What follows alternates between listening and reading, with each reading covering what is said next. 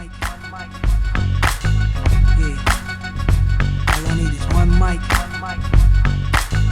Yeah. All I need is one mic. Hey everybody, welcome back to One Mic, where I watch shit so you don't have to.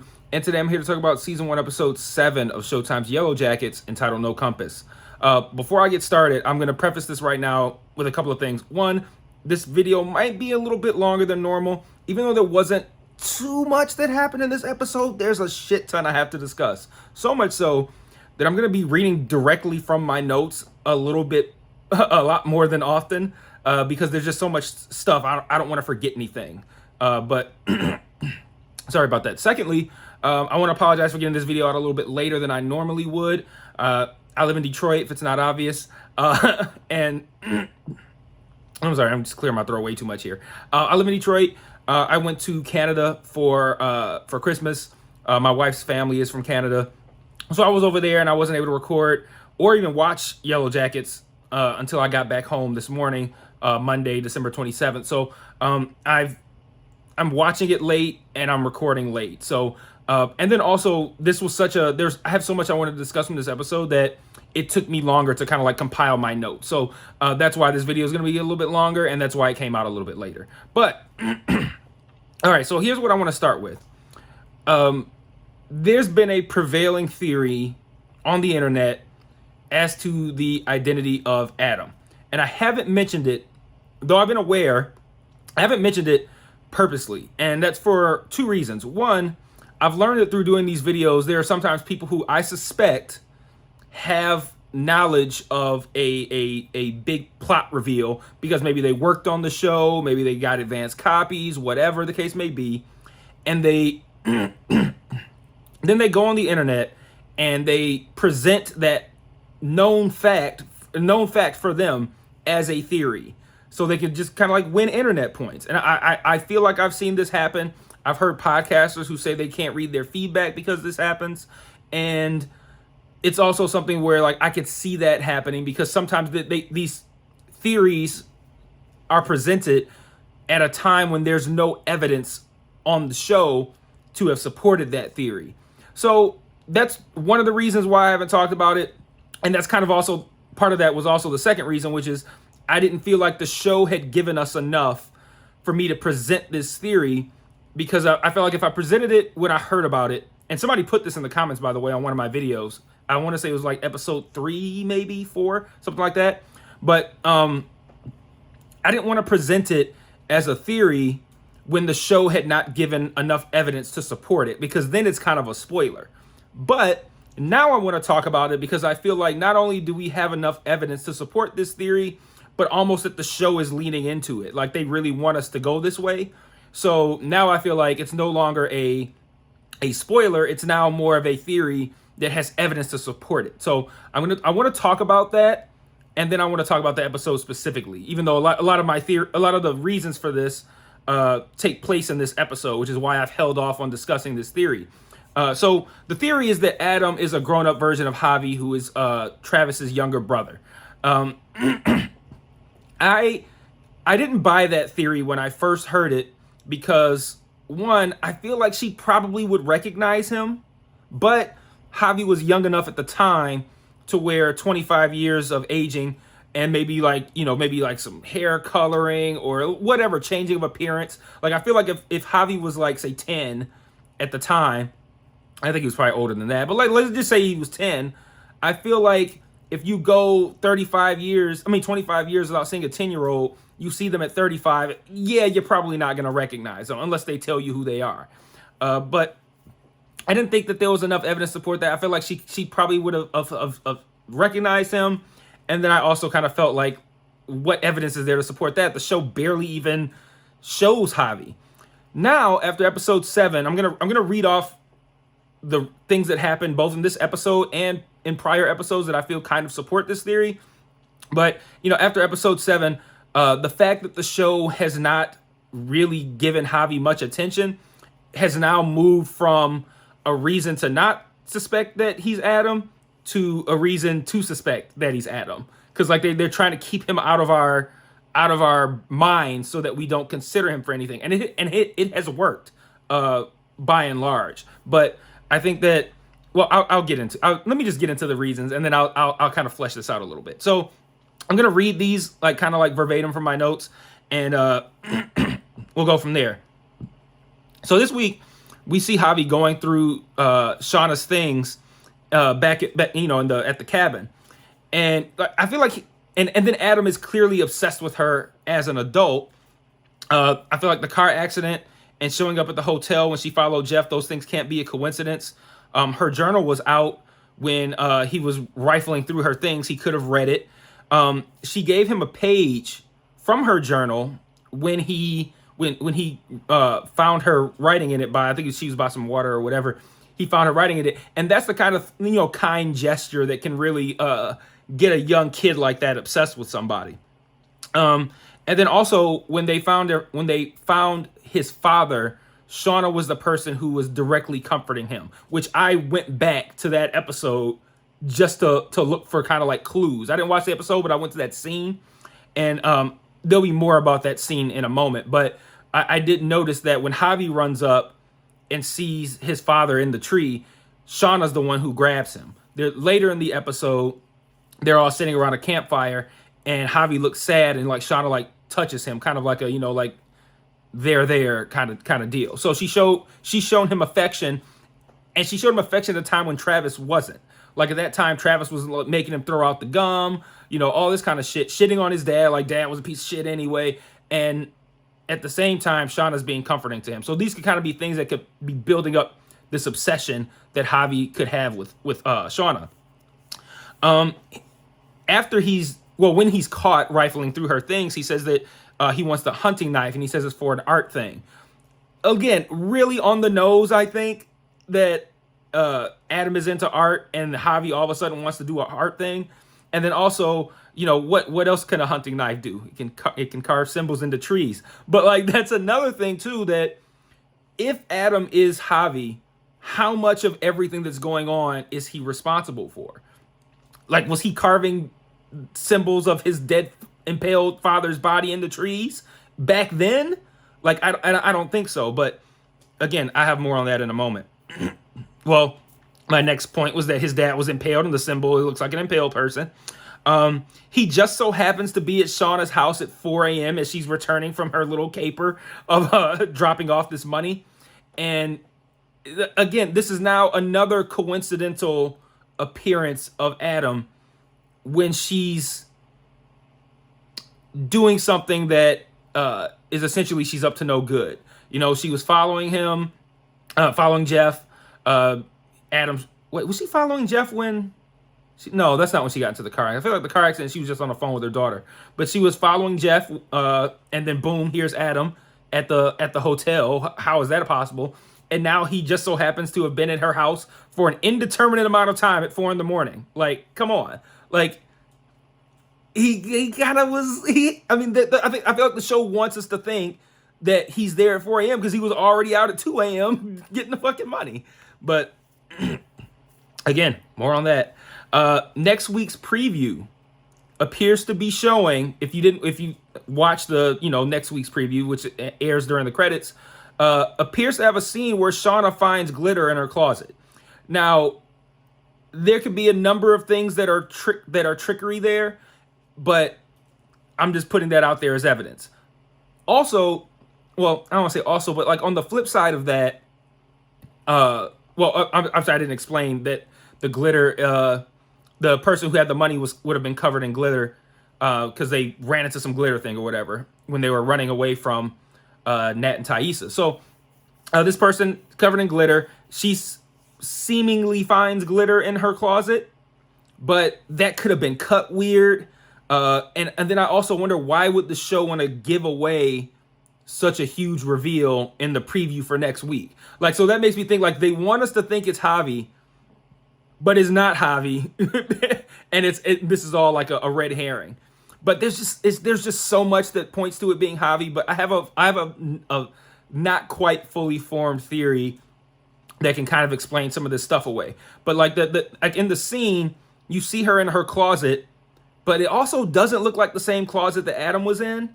And then it does look like the closet from I think it was like episode 1 or 2, where it's a closet door that opens like a regular door, not those sliding kind of doors like we're in this closet.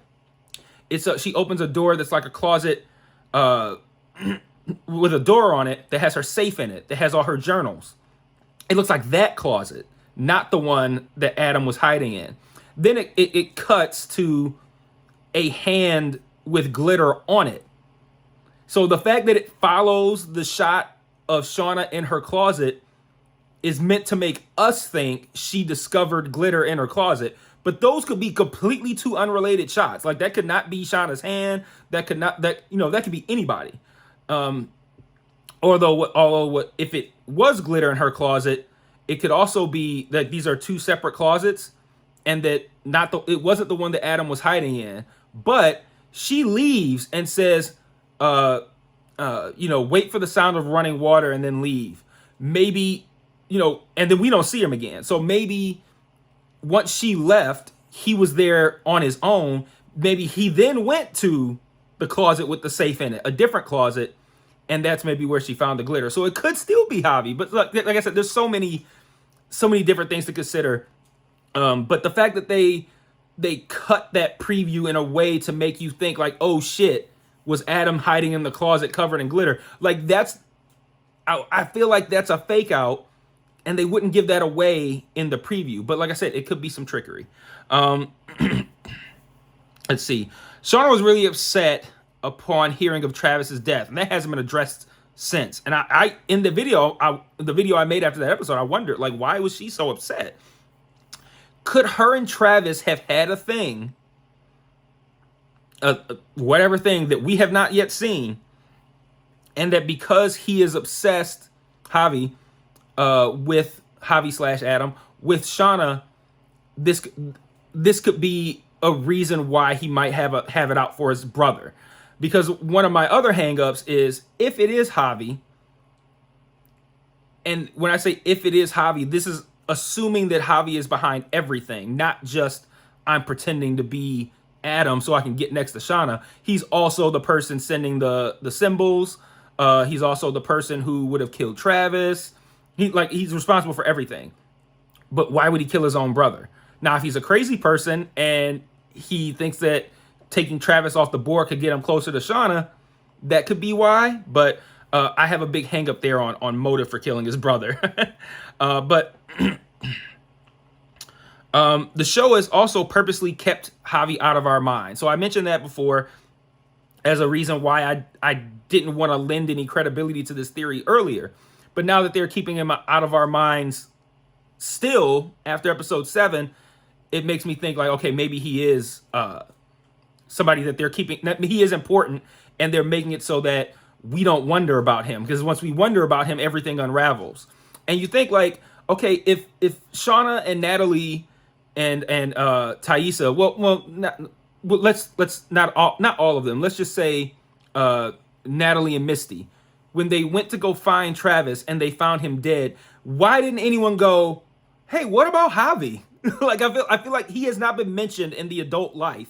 And I feel like if we're in a world where everyone is now discovering that Travis is dead, why would anyone not go, hey, has anyone heard from Javi? What about Javi? Like, no, the show is purposely not mentioning him. And to me, that's a sign that they want us to not think about him so they can reveal him in some way later. Let's see. What else did I have?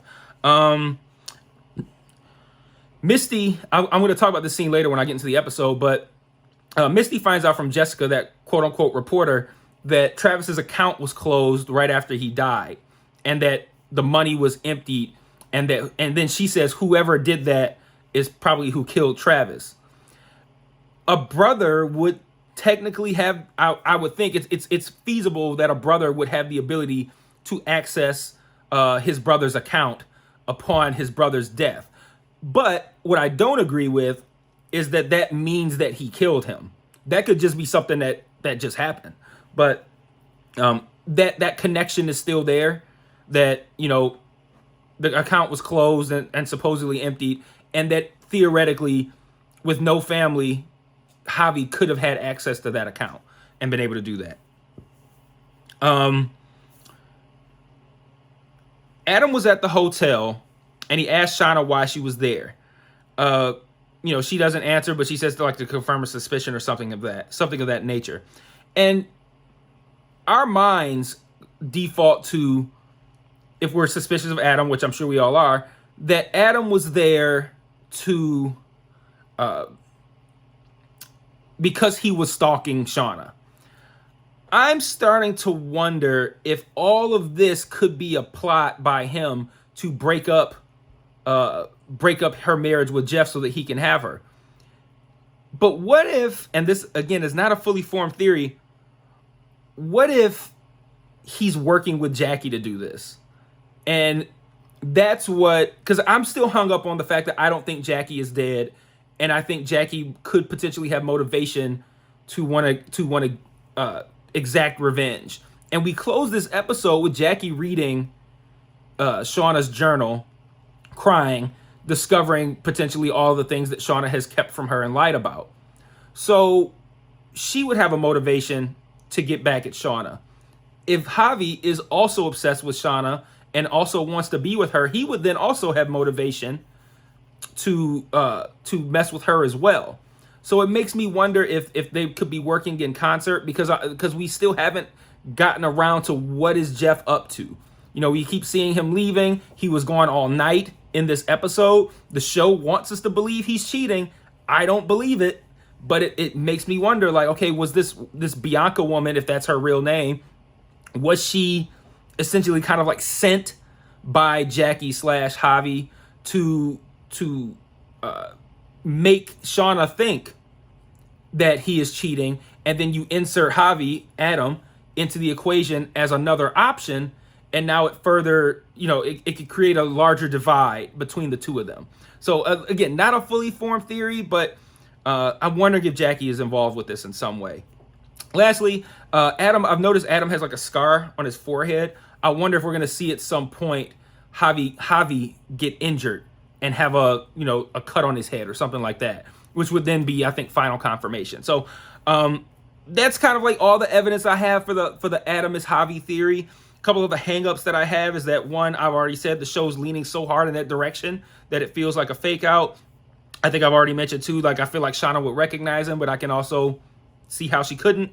I also mentioned what motive would Javi have for killing his brother. Talked about that. And then lastly, the symbol that was carved into the tree. Again, kind of working under the assumption that Javi is behind everything. The symbol being carved into the tree, because with the hunting knife, it made me think that they're trying to make me think that Javi did that.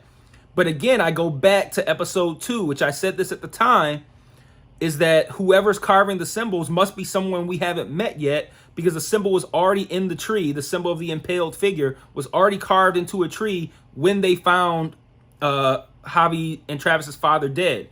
So it's not like, oh, I found him dead, now I'm going to go carve this symbol into a tree, which would be one of the central characters. That would be what would happen if it was one of them that did it. It would have been like, oh, okay, there's his father, and then later they carved the symbol into the tree. But since the symbol was already there, it means to me like, unless somebody from the cast saw the body earlier, carved the symbol, and didn't say anything, and then allowed everyone else to find it. But I feel like that's a little bit of a leap. So like, my biggest hang up with this whole Javi is Adam thing is that working under the assumption that Javi is behind everything, who carved that symbol into the tree? Because I watched that scene again as well. And the way it plays out, Laura Lee finds her teddy bear and some luggage. A blood drop falls on it. She looks up. It falls on her. She sees the body. Everyone else arrives, and they're screaming, trying to figure out if he's even still alive, how to get him down. Travis climbs up the tree. The tree branch breaks. The body falls. Then the shot pans out, and it's a totally separate tree that's kind of far from where they're at. You could see them in the background, but they're kind of far away, maybe like 40, 50 yards, something like that. And the symbol is already carved into the tree. So that's kind of a hang up for me that I can't quite wrap my head around. So that's all I have right now for the Adam is Javi theory, but I felt like it was time to finally present this on in my videos, because I felt like this episode in particular did a lot to kind of like to add evidence to that theory. So now I feel like it is on the screen, that someone could look at this and go, okay, maybe Adam is Javi. I feel like we have that enough on the screen. I didn't feel like we had that around episode 3. The episode as a whole, I also thought was really good. I'm already 20 minutes in, so I'm gonna kind of like keep some of this stuff kind of tight, but there's still a lot of stuff I want to talk about because I feel like they did great character work on this show, particularly with the adults.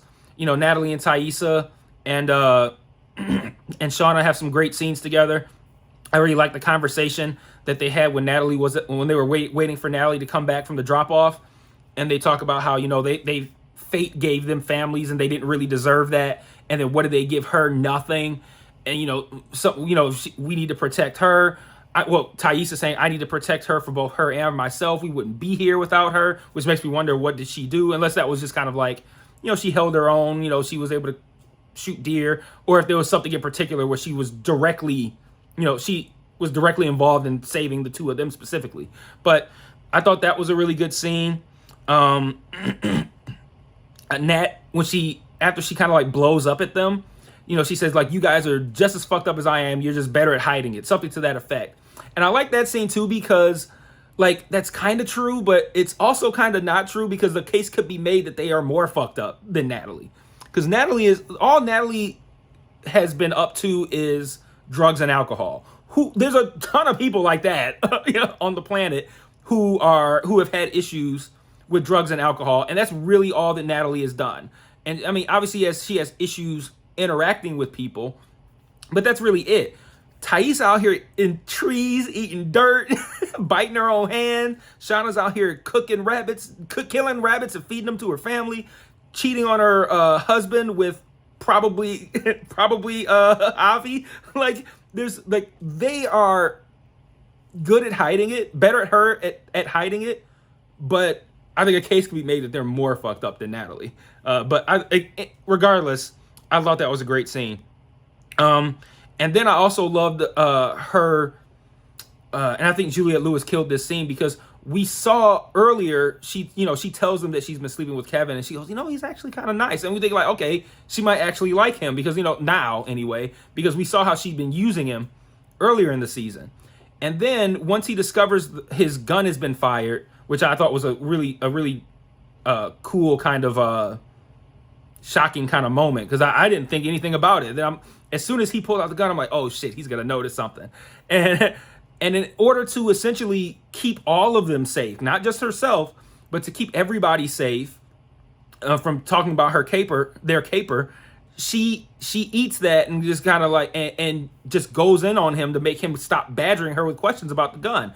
And she says, your little high school crush with me was cute, now it's pathetic. Like, that was brutal. And then you add the context of us knowing that she actually does like him, and that she's forcing herself to do something she doesn't want to do in order to protect everyone. Like, I think that's adding a lot of nuance to Natalie's character that I think is really, really interesting and good. Let's see, what else did I have here? And then the scene earlier, one of the flashback scenes to the cabin, when she asked Travis not to leave to go with Taissa. I thought that was a great scene as well. She goes, I think I might, and stops herself short. And I think they're further building up Natalie and Travis's connection, which we already knew they had one, but I think now we're getting an idea of just how strong it was. You think Travis had that picture of them together in his house as an adult, so like, it's a pretty big connection. I like how they're kind of like constantly building on that. Let's see. Jackie and Shauna have an interesting moment where Jackie confronts Shauna about keeping something from her, and Shauna tells half the truth. She tells that she's pregnant, but she lies and says it's from this Randy character. And we later see Jackie kind of like pressing her about it. She's like, when did it happen? Because I was wondering, like Jackie didn't ask why you would keep this a secret, and because I feel like that's vital information. Like, why would you keep that a secret from your best friend unless you had a reason to? And just being embarrassed that it's Randy is not, I don't think, a viable reason. But he's kind of pressing her. She's like, when did this happen? She says, it was after this party. You remember you and Jeff dipped early. And then Jackie goes, oh, are you sure it was that night? Because I had to come back and pick him up because he was puking in the pool. She was like, yeah, we were drunk. Wasn't really romantic. And then Jackie pauses. She makes a face, kind of like, but then she doesn't press it any further. And then later we see her reading the journal, which makes me think that somehow she thought of something even after Shauna kind of just like, yeah, we were really drunk. She thought of something after that that made her have pause on that, and that she went looking for Shauna's journal to kind of maybe try to find some sort of confirmation, which she obviously would have. So I thought that was interesting, and that could also be motive for Jackie, from what I was saying earlier about possibly teaming up with Javi to ruin Shauna. Sixth scene with Misty and Jessica, because every time we saw them together, I thought it was really good, because you have the moment where Jessica's talking about she has leverage, like she knows Travis was murdered, but she's like, I got leverage, and you let me go, I'll tell you everything I know. And then Misty's like, it's not leverage if I don't care about forcing you to talk. Like, whoa. Like, that was pretty gangster. And then later, she's got the fentanyl and the needle. I'm sitting here, my dumb ass, like, oh man, she's about to inject her with fentanyl. And then the reveal of like, Jessica's like, I don't even like chocolate. And then the reveal of like, yeah, but your dad likes chocolate, and I'm going to send this to him, and his gift from his daughter that he loved. Like, as they kind of like slowly kind of reveal that she plans on putting fentanyl in the chocolate and sending it, like basically like, you don't tell me what I want to know, I'm going to kill your dad. Like, I think we all believed that Misty would do that, but that was such a hardcore scene. It was pretty awesome. And then lastly, before I get to my thoughts, there was heavy foreshadowing about what was going to happen to Van. We had the bad dream from Lottie mentioning the Red River, gives her that bone, that sharp bone for protection. They find the river. I don't know if it's necessarily red, but it's definitely cloudy with something, minerals, whatever the case may be. And Van pauses, and they're all kind of like, maybe we should go back.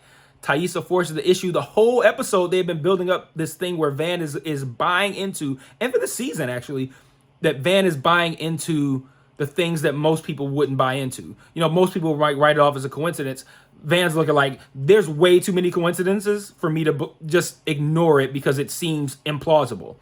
And Taissa leans into the logical, like this is implausible. You think the woods is holding us back? No, that's ridiculous. And Van has been showing this whole time that she kind of buys into it. But against her better judgment, she goes with her. And then we see Taissa waking up in a tree, mouthful of dirt. She was supposed to be keeping watch.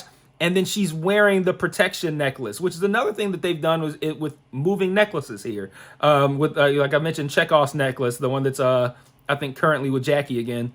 But she's wearing the bone necklace, which was supposed to be for Van's protection, and then who is the one who ends up dead? Van. And that was a sick shot, with her whole face ripped open. You can see like her teeth, and oh man, that was sick. So yeah, really cool. We haven't gotten too many like like horror type stuff, like that brutal, overly violent stuff, and I thought that wolf scene was awesome.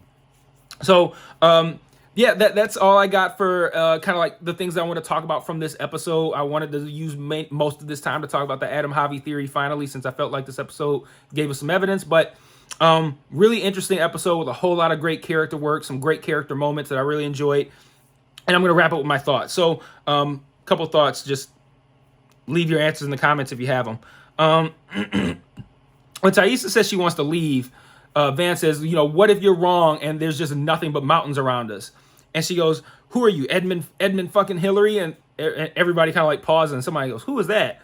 So of course I had to write down the name and look it up. Edmund Hillary was a mountaineer from New Zealand who, along with his Sherpa, are the first confirmed people to have climbed Mount Everest and reached its summit. So basically look at him as, I don't know, like the Michael Jordan of mountain climbing, I guess. I guess that's what we're supposed to take from that, if you are like me and chose to actually look up who this person is. Why did Taissa cut her hair? Like, what's the point of that? I put in my notes, like, Taissa's cutting her hair for some reason. Like, is that supposed to make her more badass? Like, there was a moment right before she did the last snip that she looked like Rambo. I'm like, is that what you're going for? You going for Rambo here?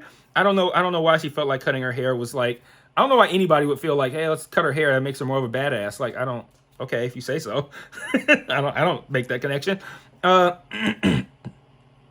Let's see. Oh, Misty tells Jessica that she captured her to protect her friends. And right before that, we see Misty watching while you were sleeping with a smile on her face, like from a, as a fond memory.